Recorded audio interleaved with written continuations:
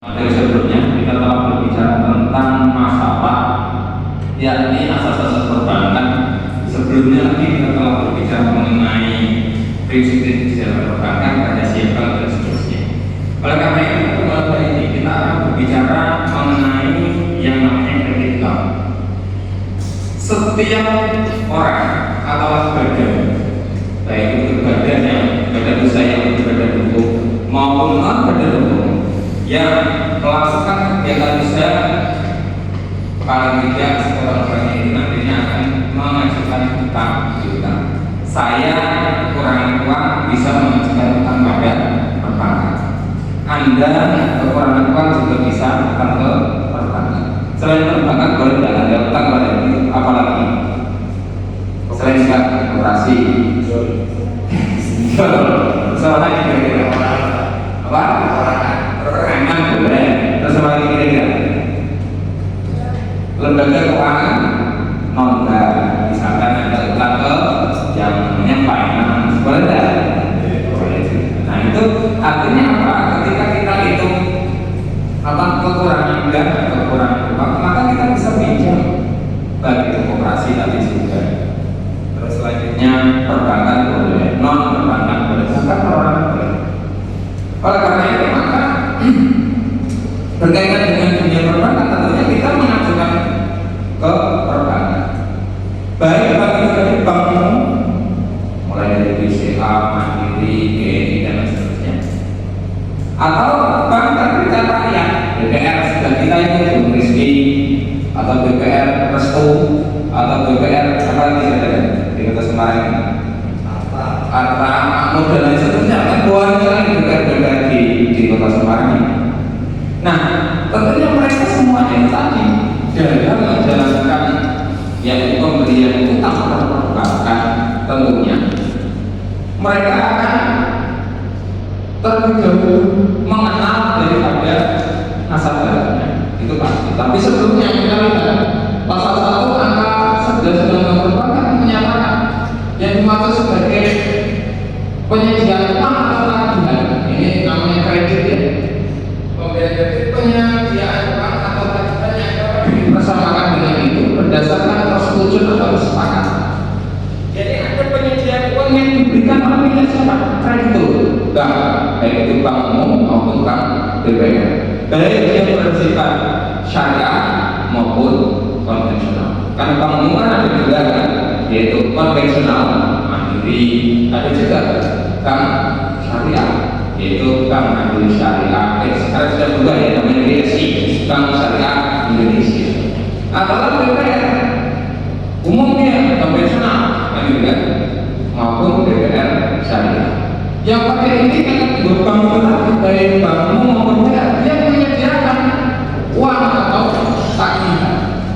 Artinya apa? Setelah dia menyediakan uang, maka dia itu tadi berdasarkan persetujuan atau kesepakatan untuk melakukan pinjam dengan bank, maka ada kewajiban dari pihak lain untuk melakukan pelunasan sesuai dengan jangka waktu dan pemberian bunga. Jadi ketika kita utang itu pasti kita itu wajib membayar utang. Jangan sampai kita utang, jangan sampai lupa. Kebiasaan sebagai mahasiswa, saya dulu juga pernah jadi mahasiswa. Mas kalau besok tak bayar seminggu, 2 minggu, sebulan, 2 bulan. Ketika itu sudah lewat, dinengke, ditarik. Iya kamu, kan selesai mulai kita mana orang ada tidak?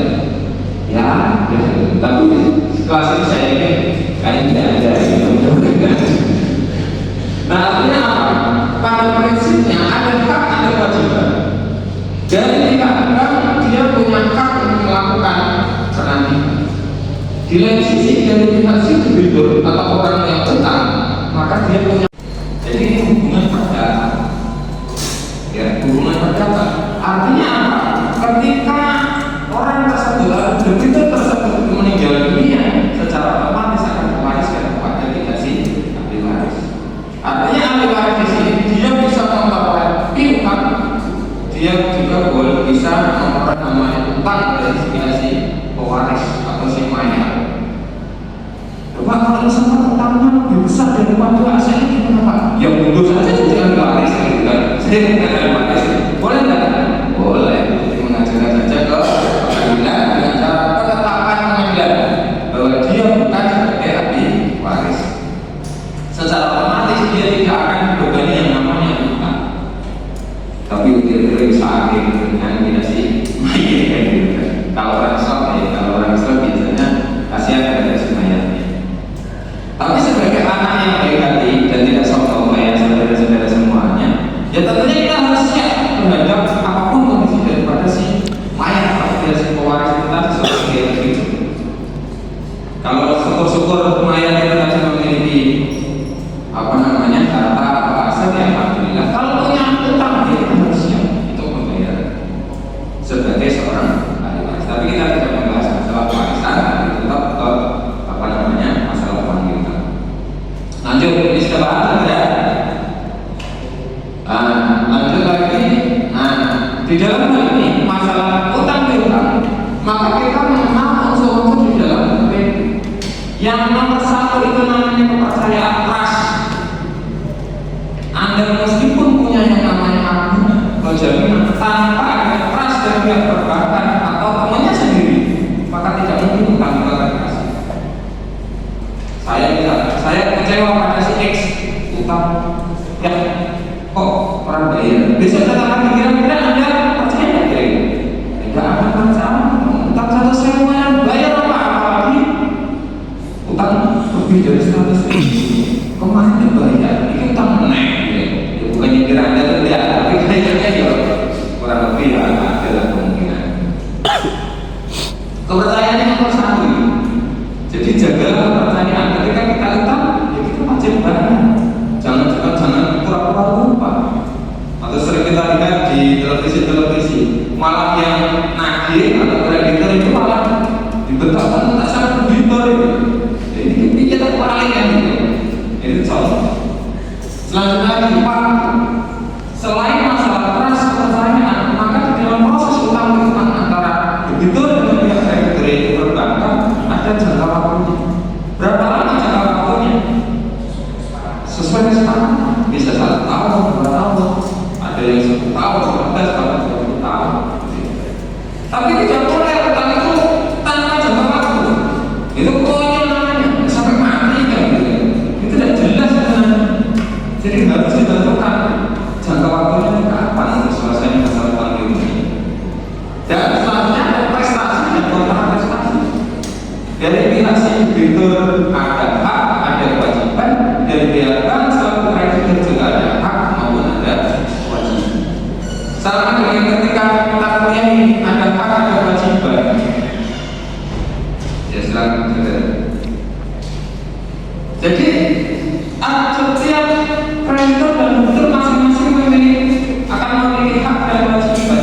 Anda menuntut Pak, saya untuk nilai saya A, kewajibannya sudah dilakukan dulu. Mulai dari proses kehadiran tugas UTS kelas, diaktif di kelas dan seterusnya. Saya garansikan A. Artinya Pak, hak Anda sudah dipenuhi, tapi kewajiban Anda dipenuhi.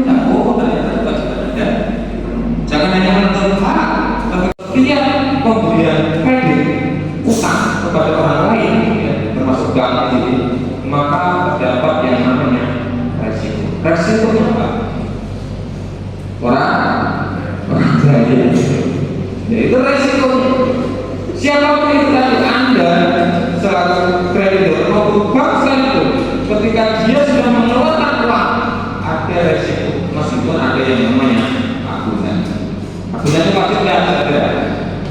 Wajib nggak sih? Agunan enggak wajib.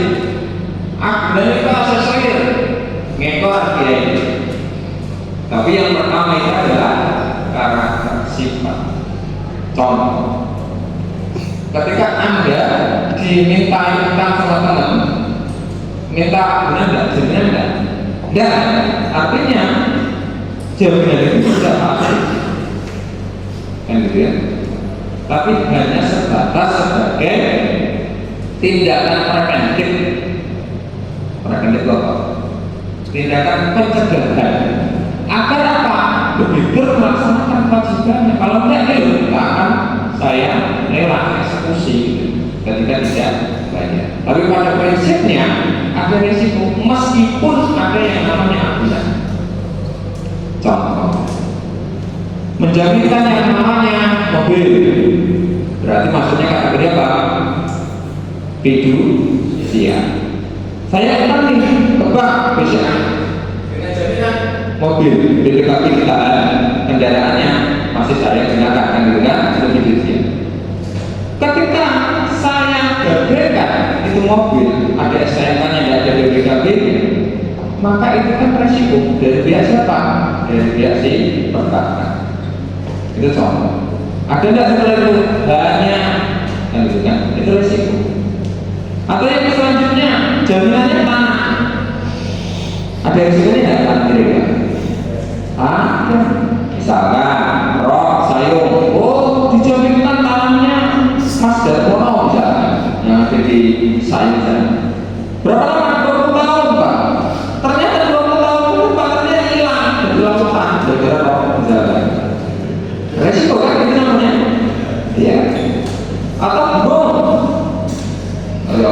dulu kan tapi apa namanya itu kalau tempat saya itu namanya tegal tempat sana tegalan mungkin kan tegal itu nanti ada risiko mungkin saja terjadi yang namanya longsor hilang namanya tegal tertutup namanya longsor itu semuanya adalah resiko meskipun ada yang namanya agunan atau jaminan tersebut.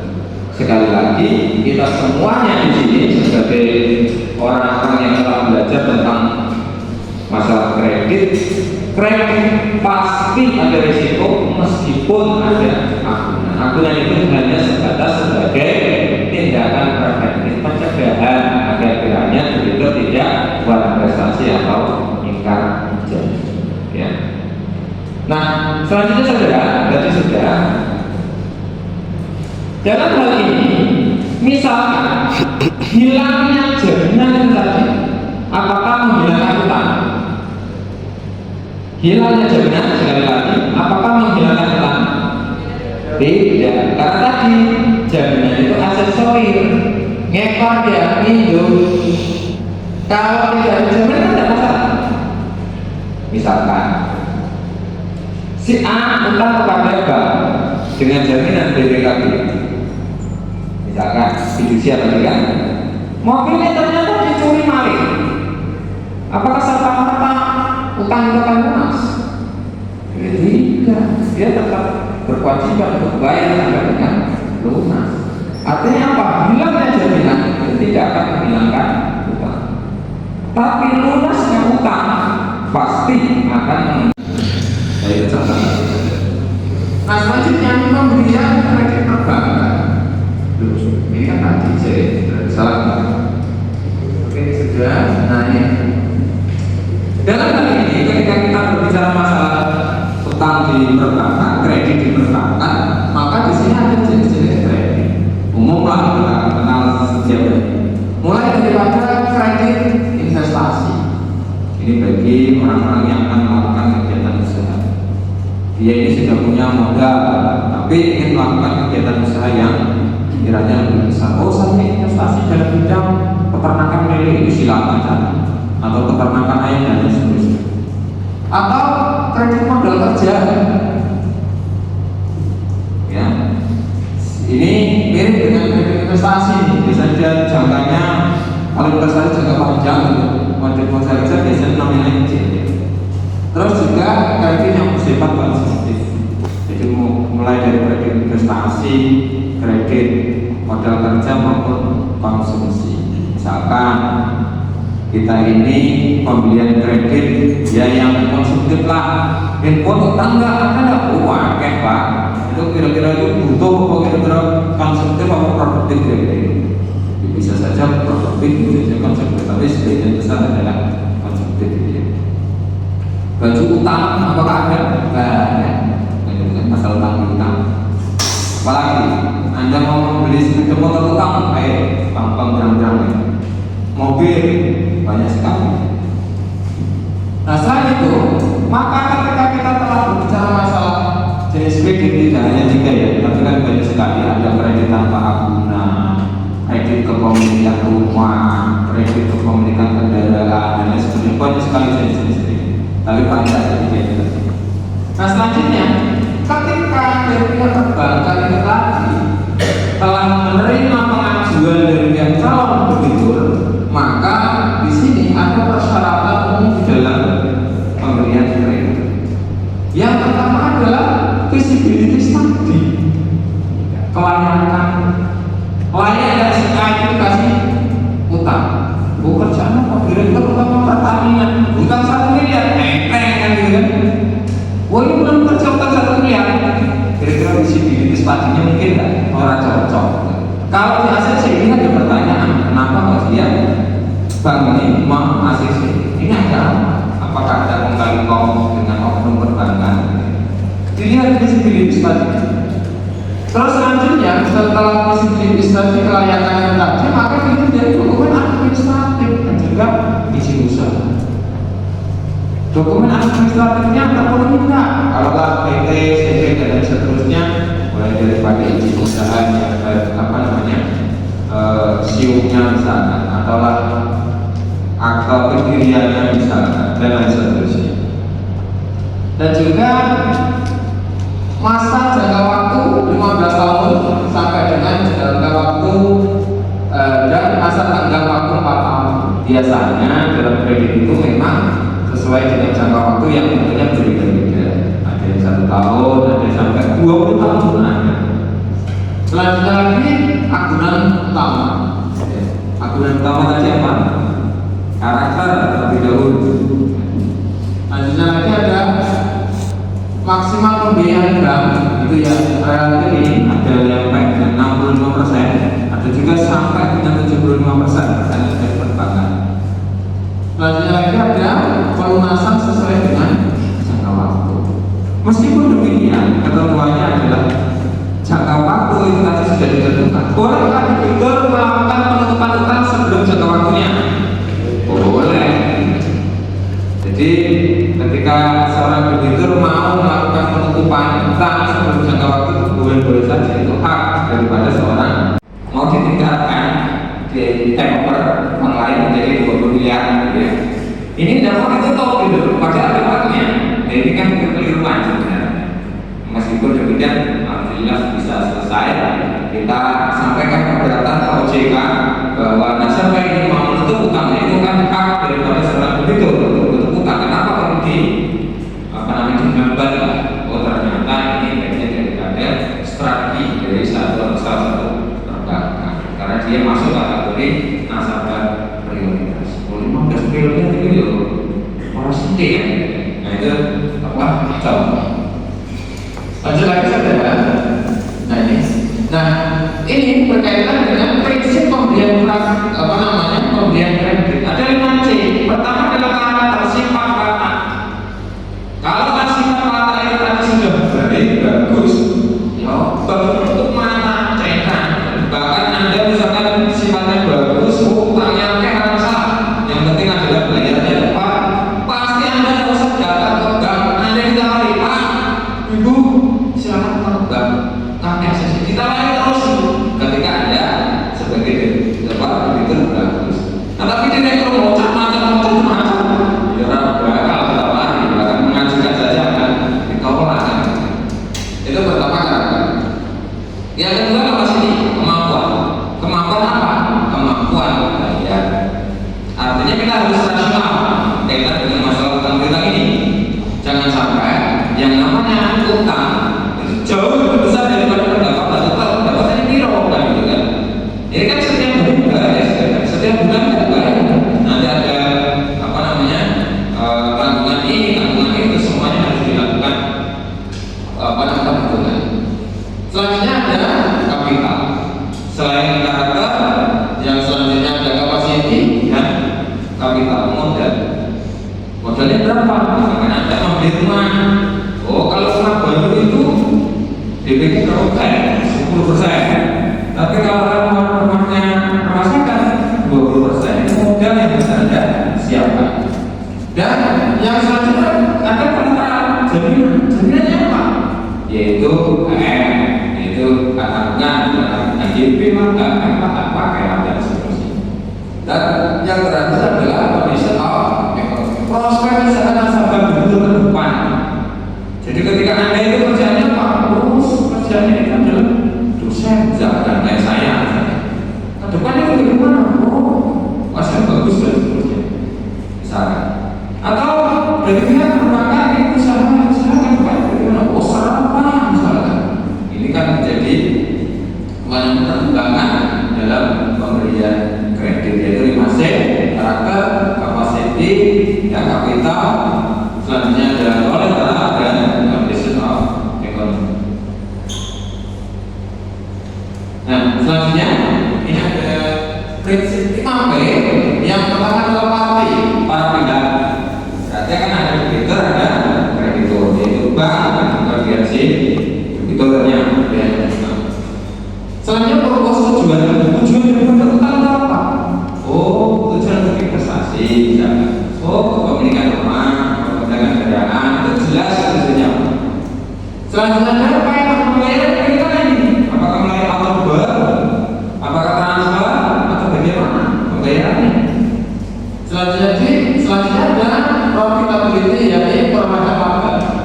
Persentasenya berapa persen setiap laba? Beda-beda, ada 0,75, ada 0,85, ada 1, bahkan 1 lebih, sesuai dengan perbankan masing-masing. Ya, selama sepakat antara debitur dengan kreditur tidak jadi masalah. Bunganya mau 2% tidak masalah, selama ada kesepakatan. Dan yang terakhir ini juga yang disampaikan sama masnya, yakni ada protection, yakni perlindungan masalah tersebut sebagai asuransi, baik asuransi jiwa kematian atau asuransi kebakaran. Biasanya itu kalau terima masalah rumah. Artinya apa? Protection itu tadi untuk melindungi debitur ketika dia meninggal dunia, maka ahli tidak perlu melakukan pembayaran terhadap utang yang dimiliki, tapi akan dilindungi oleh pihak si asuransi sebagai penanggung terhadap pihak si tertangguh, yaitu pihak si nasabah. Nah, demikian saudara apa yang bisa saya sampaikan di materi pada hari ini. Terima kasih, kita akhiri, selamat siang. Assalamualaikum warahmatullahi wabarakatuh.